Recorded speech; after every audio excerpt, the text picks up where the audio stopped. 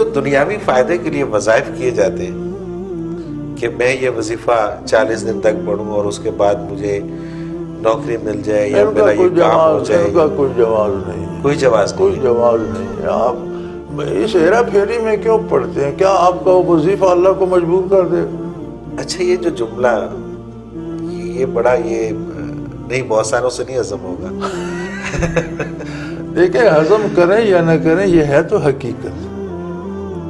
یعنی اللہ کریم آپ کو وہ نہیں دینا چاہ رہے، آپ ایک وظیفہ کریں گے تو اللہ مجبور ہو جائیں گے دینے. اللہ ایسا نہیں ہوتا. اس سے تو بہتر ہے کہ آپ خلوص سے اللہ سے دعا کر لیں کہ یا اللہ میں مجبور ہوں، میں کمزور ہوں، مجھے یہ نعمت عطا کر دے.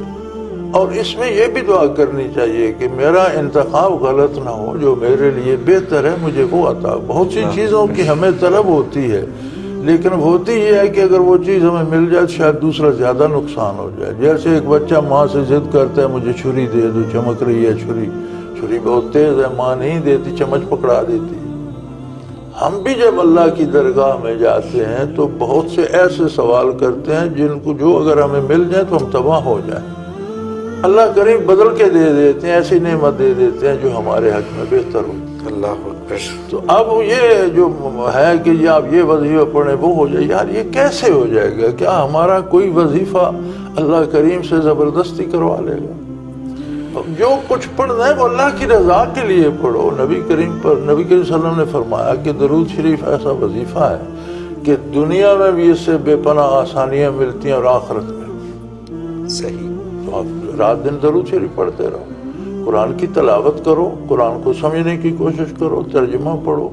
تو یار یہ تو جو لوگ دوسروں کو وظیفہ بناتے ہیں ان کا اپنا گزارا وظیفے بتا کر پیسے لینے پہ ہوتا ہے.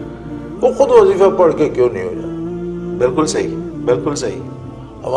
میرے پاس ایک دن ہمارے ایک وزیر صاحب آئے، شاید میں نے پہلے بھی یہ بات کی ہو، تو وہ تصدیق کرانے آئے تھے، سٹنگ منسٹر تھے. تو ایک وظیفہ لکھا ہوا تھا تو مجھے یہ پیر صاحب نے دیا ہے کہ اگر اتنا میں عرصہ پڑھوں تو میں وزیر اعظم بن جاؤں گا. صحیح. میں آپ کے پاس آیا ہوں کہ یہ میں کروں. میں نے کہا بیٹا پیر صاحب خود جائیے وظیفہ کیوں نہیں کرتے وزیر اعظم بن جائیں؟ تمہیں کیوں بنانا؟ میں نے کہا میں بڑا سادہ سا آدمی ہوں، لیکن میرے پاس کوئی نسخہ آ جائے کہ یہ پڑھو تو ملک کی حکومت مل جائے گی تو میں حکومت لے لوں گا، آپ کو کیوں دوں گا؟ بالکل صحیح. وہ نسخہ میں تو نے کہا اس کے فراڈ ہونے کی یہی دلیل کافی ہے کہ وہ بندہ خود کیوں نہیں کرتا. اللہ اکبر. تو وہ خیر مجھ سے تو ناراض ہی ہو گئے. اس کے بعد مجھ سے ملی ہی نہیں، پتہ نہیں ناراض ہو گئے. تو پڑھ کے بھی دیکھ لیے گا وزیر اعظم تو کیا پھر تو وزیر بھی نہیں بن سکے. تو یہ فضول بات ہے، وقت کا ضیاع ہے. اللہ کی رضا کے لیے پڑھو میرے بھائی. نبی کریم صلی اللہ علیہ وسلم پر درود پڑھو، سے اللہ بھی راضی ہوتا ہے، حضور بھی. قرآن کریم پڑھو، قرآن کریم سمجھو، شرعی احکام پڑھو، شریعت کو پڑھو، احکاموں جو ہے واجبات سنن پڑھو تاکہ عمل کرنے کی توفیق ملے. علم کے لیے پڑھو کہ میرے پاس نالج آ جائے.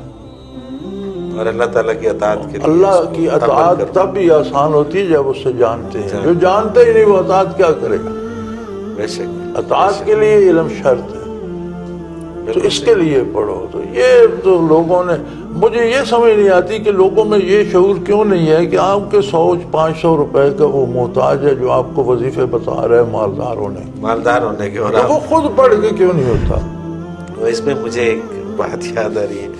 وہ کہیں کسی نے امریکہ میں اعلان کروا دیا کہ اگر کسی نے امیر ہونے کا گر جاننا ہے تو وہ اس کو میں بتاتا ہوں، اس کی فیس $1 ہے. تو پوری دنیا اس کی طرف ہر ایک نے $1 $1 کی کیا بات کیا اوقات ہے جی. سب نے جناب $1 جمع کرا دیے اور اس کے بعد اس سے پوچھا جی بتاؤ گر کیا ہے؟ تو کہتا ہے یہی گر ہے. دیکھو میرے پاس